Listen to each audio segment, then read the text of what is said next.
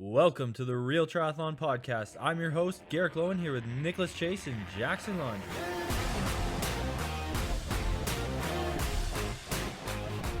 And we're back.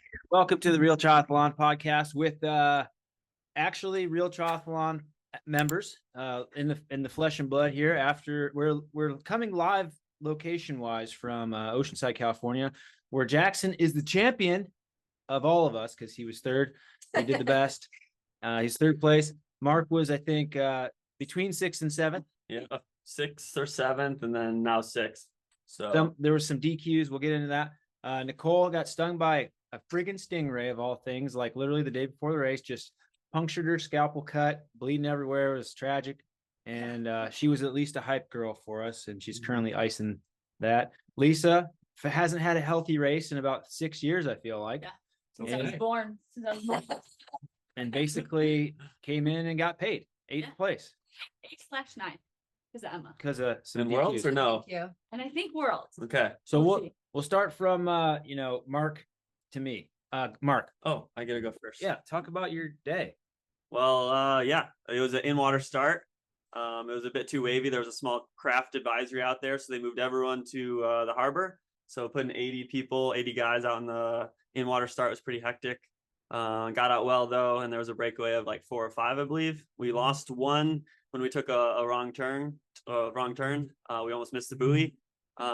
First onto the bike, so that was nice. A little payday there, and yeah, just got to work on the bike. And When did Jackson totally blow your legs off? Jackson, Sam, Lionel all blew my legs off when we hit the biggest hill on the course. 14% at the top. Yeah, and it was all of that, straight into my quads. And I actually had to attack because it was just a whole fugazi. And I think it's a word. I had to attack and go up the road. I kind of cut Jackson off. He was kind enough to let me go in front of him, and then I bonked at the top, and Jackson attacked. Long story short, missed that group. To the Sam attack, trying to get on there. I wasn't trying to drop Marc specifically, just everyone. But he did, and yeah, I missed that train, and then still was working a lot on the with the chase group, but we were just shedding time. I think at mile, was it 30? Or it took you how long? 30 miles to make up a minute and a half? Maybe a little less than that. And then you ended up 5 minutes at the end ahead of I us, think it was about 5, yeah. which really sucks. They're moving. Yeah, so not a great day, but not an absolute like terrible day. First race on the felt. My back and hamstrings are feeling it, but I'm excited for the rest of the team. And yeah, that's my kind of summary. I ran my way into 7th, and then got the bonus because of the speeding penalty. Well, there was a lot of speculation, of course, and predictions, and everyone thought who was going to do stuff, and that didn't really happen that way. But Race Ranger was supposed to be here, but they had like some software malfunctions, and it would have been nice, I think, to have them. But obviously, I think there would have been a lot of infringements because of the undulation and accordion effect when these big groups, like there was an official with us the whole time, and like 4 of us talked after the race and we're like, the officials were not penalizing anybody for being too close when you were further back in the race. And that's kind of standard. And we tried to alleviate that by some questioning in the race brief, but still same situation. We need Race Ranger to work. And unfortunately it wasn't this one, but they're going to go to Texas. So yeah, anything else before we move to Nicole? And I will say on the Race Ranger thing, it was pretty hectic because we don't get to preview the course. So when I was leading the bike, I was super cautious going in and out of these back alleys. the roads are shit. The roads were so bad. I mean, we went through that huge puddle, like 5 foot. I was like, Yeah. well, I might be going over the handlebars here. Yeah, 5 or 6 feet, 2 meters, Jackson. And I didn't know if I was gonna go straight into a pothole because you just couldn't see. Yeah. So I think it would have been tough that it was like with the Race Ranger because we all would slinky together on those tight turns. Yeah, we would at least known how many times we slinky. Yeah. That's true. So yeah, that's my 2 You cents on it. still, and then you still ran your way. You still beat all those guys on the run that you biked with pretty much. Yeah, everyone but Braden. I went out kind of hot. I was 3:10 for the first K. I was like, I'm gonna try to make it as far as I can or die trying. Put some mustard on it. And then yeah, so I obviously didn't pace it the best, but I was going for it. Well, it's the only thing you can do when you got a bunch of talent around you is you got to see whose talent is least. Nicole, how was it being like a spectator? You certainly did an amazing job, and we appreciate, like, you could have taken the route of like, my race is ruined, I can't participate, I'm just gonna stay home and just like eat cookies all day. But Yeah, I how didn't was it? consider that for a second. Yeah, so you mentioned, I guess, on my Stingray, the problem is not so much the laceration, but swelling around my ankle, which I'm learning a lot about marine biology this weekend. But really want the focus to be on my amazing teammates because they really did all the hard work today. And I was just freezing, so I don't know how they did it. In the swim, it was colder than last year, I think. Nicole, start. is that Nicole? your story? That was creative, Nicole. Check out the Real Tri Squad Instagram. Nicole took over and crushed it. Yeah, she crushed the Sherpa life. We appreciate it. Thank you, Nicole. The air temperature was definitely cold. The And water felt pretty nice though, I thought. yeah, the water was good. The air temp was 40. The water was like 60, 59 or something. So it worked out good. Swim start for the men's race seemed to be like They fine. they should have widened that out a bit more, I think. There was 4 or 5 rows deep. And I went from the right side to the left side, and there were 4 or 5 people who went with me. So then I went back to the right side, and then they went back with me. But it was nuts. Like I think I was like in the middle with like it was I must have been near you. Curry and Langa, and then you were right to my right, and then I passed you, and then all this momentum just carried us. It was like the most relaxed, fast start ever. It's a 600-meter send off, so it was nice not to have a turn straight away. Yeah. But then it just got nasty with the turns, and it got swells, and you're going right back into the sun. But you guys still put together a great swim. Jackson still came out in that second pack. It was stellar. How did it go beyond the swim? Yeah, I agree with the swim. Same thing. Just felt relaxed, and I was hoping I was a little closer, but I kind of knew with the second half how easy it was. I was like, they're probably just clobbering us at this point, which they were. But that's fine. Got out, good transition ish, good enough anyway, and then onto the bike. Kind of worked similar to last year. I just like worked pretty hard, but not too hard because I knew Sam and Lionel were gonna just come on through, and we'll end up together anyway. So we did that, and then I worked quite a bit on the like chasing of the front guys. I was on the front for a fair bit, but then once we caught them around the halfway ish and did that huge move over the hill, and I ended up 7th in the group going up the hill, even though I led into the hill, which kind of was unfortunate. And going over the top, Sam just pounds it, and just he had like 200 plus meters on me as I'm cresting the hill. He just takes off, and then it was a big chase to close those gaps down, and ended up being. And I did, and it was Sam. It was at the Maximilian Sparrow. Spurl, yeah, he ran. He was well. my dark horse pick. Yeah, He led well. 70.3 worlds for a little bit. Yeah. So he was in there, and then Lionel, myself, and Justin Reel.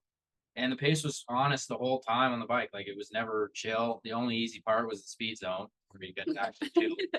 And then the run, I didn't know how it would go. I knew I was feeling that bike, but felt pretty good. And I like tried to go out with the boys, and I ran with Lionel for a bit. I was right with them shoulder to shoulder for the first like mile or so.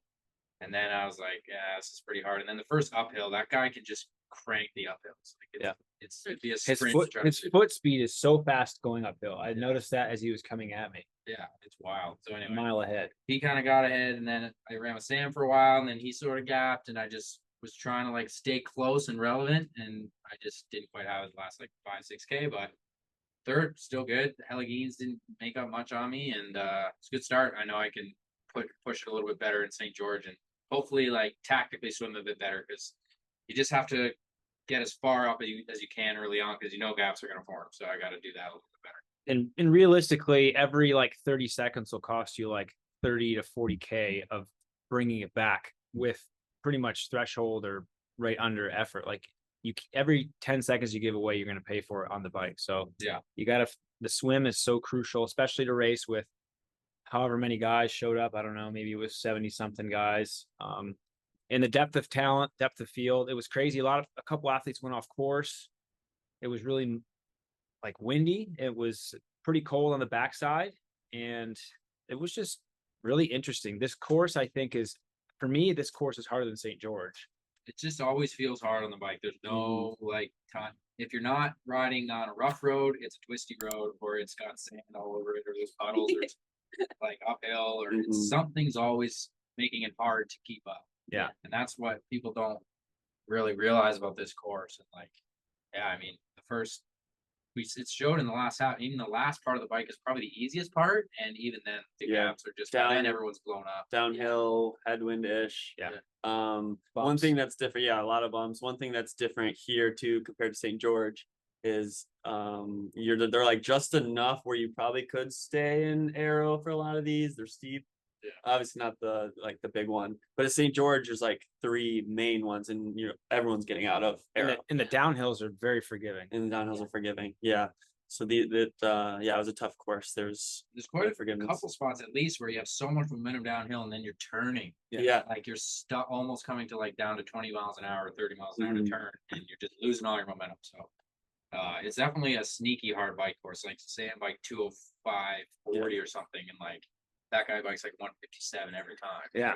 60 men finished. 60 men. Yeah. Finish. Wow. And then big story, Lisa. Big story. Yeah. Thank you for sending it. Sending it. Yeah. I honestly, the swim for me was like, I don't know, bumblefuck, because when I started swimming, I couldn't straighten my hands. Like they were stuck in the claw, and I was like, well, okay, hold your forearms, I guess. But it was like a clusterfuck on the coming back in because I couldn't see shit. I was breaststroking, but I was with the group and we were going so slow. I was with Tamara, I was with Emma Poulin, I was with Danielle Lewis. She had a really good swim, or we were all just like, we came out and I was like, well, fuck, like that was bad, guys. But I was convinced that we all missed a turn buoy and that we were getting DQ'd. But I couldn't see anything. I was like, this is fun. It was blinding. Yeah, but I mean, we got out, and I think you told me I was like 7th or 8th. Like our group was like big. It was a big. You were in a group of fucking 7th or 8th? Yeah. With that kind of. Oh, it Overall, was 7th or 8th. Yeah. Breaststroking in the front pack. Well, I just thought Lisa had a great swim. She's out with Tamara and like no, I was my RPE was probably like a 4 on the way back in because I was like, I can't possibly see. It was hard. The sun, when you turn that 3rd turn or whatever, Yeah, 4th turn, I you come right back and look into the sun. See where I'm Yeah, going. yeah. This is bad. But anyways, moving on to the bike, I think I started maybe around 7th, 8th, like in that area. It was me, Tamara, Danielle Lewis were kind of like the 3 on the bike that came out, and Emma. And Emma came out too. So we were with each other. In the first 15 minutes, I was like, hold back. And I was like, I'm barely pedaling. And then Emma took off and I was like, I'm going with Emma. And Emma kept me on a freaking rivet the whole time. I was like, up until the hilly section, she gapped me, but I need Race Ranger because I give like 30 meters. I'm like so far back and I'm getting no benefit because I'm so paranoid of getting a drafting penalty. But Oh, they weren't giving any penalties. yeah. But Grace, so I came off the bike, but Danielle Lewis came back up. Grace, Stack, and I all got off the bike together. So solid. I think I came off the bike in 7th, and then I ran my way into 9th. So I ran my way into 9th, and then Emma got disqualified, we think, in the zone. The speed zone. There's a 35-mile-an-hour speed zone for us, which is approximately like 1,000 meters or something like that. Yeah. Yeah, it's pretty short. But you have to be. There's a timing at the top and the bottom. If you have an average speed over 35, they will DQ. And it happened to like at least 4 that I know of. But it's labeled. First off, they've told us about 10 times. Yeah. That Labeled. 35-mile-an-hour speed limit in that area. There's about 4 speed signs that show you Yep. your speed. Yeah, speed sign, and it's just the average. It's not like you go over 35, it's just the average. So I came in at 37. I just had to make sure that at that next speed sign, I played it safe. I was at 30, 33 would have been fine, but I was 31. Yeah, Or Grace, 32. I was right behind Grace Stack, and I was like, perfect. We're just sitting up, not pedaling, and we're like going like 29 and 30, and I switched on my watch, like my speed too. So I was like, Yeah, it's don't smart. this It's the only race I'll ever have speed up. Yeah, Dylan Gillespie just sent it. Yeah. He didn't care. He wanted that KO out segment. Yeah, no, super solid day. Happy to be back racing. The run leaves not a lot to be desired, but like it's very on par with the best runs I've ever done in a 70.3. But to get to the next level, I'm gonna have to figure out the run a little bit more, but happy to be mostly healthy, I think, even though You've been doing workouts for like a month only, so I know, yeah. keep doing that. Longest interval I've done is 5 minutes on a run. Well, your bike's putting you in such a good 5 spot. minutes? Probably cool to swim. 5 minutes. Wow. Yeah, we did a 5 by 1 minute, 5 by 2 minute, and we built up to 5 by 4 minute. Yeah. And then I did 2 brick runs that were 15 minutes long. There we So go. leave a lot to, a lot of work, but I'm super excited to come away with 8th or 9th. And Eight.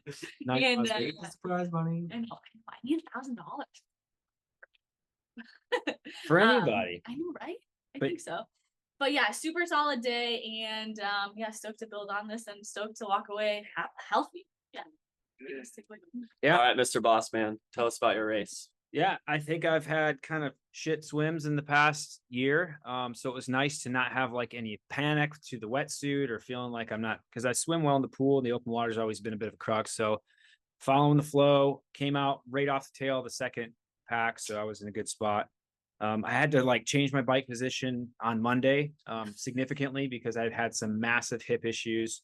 So thankfully, taking some ibuprofen and calming down on the inflammation, I didn't feel much on the bike in terms of pain. So that was like awesome. No excuses. I was able to push good power, better power than I had on the previous position.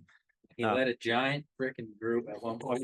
And it's the U-turn, the only U-turn on the bike, turn. We're like, not maybe a minute goes by, and then it's Nick and about 20 dudes. Just Yeah. throwing those boys. I think we were like at least third group, and it was probably about 10 or 15 of us at one point, and then we hit the climbs and it broke up. Andre and Joe kind of got away, but it was a big group, and that's where it was frustrating because we had a marshal with us the whole time, and on the climbs we bunch up, but everywhere else there shouldn't be excuse. And I was a little disappointed to see some of the negligence by the referees holding people accountable.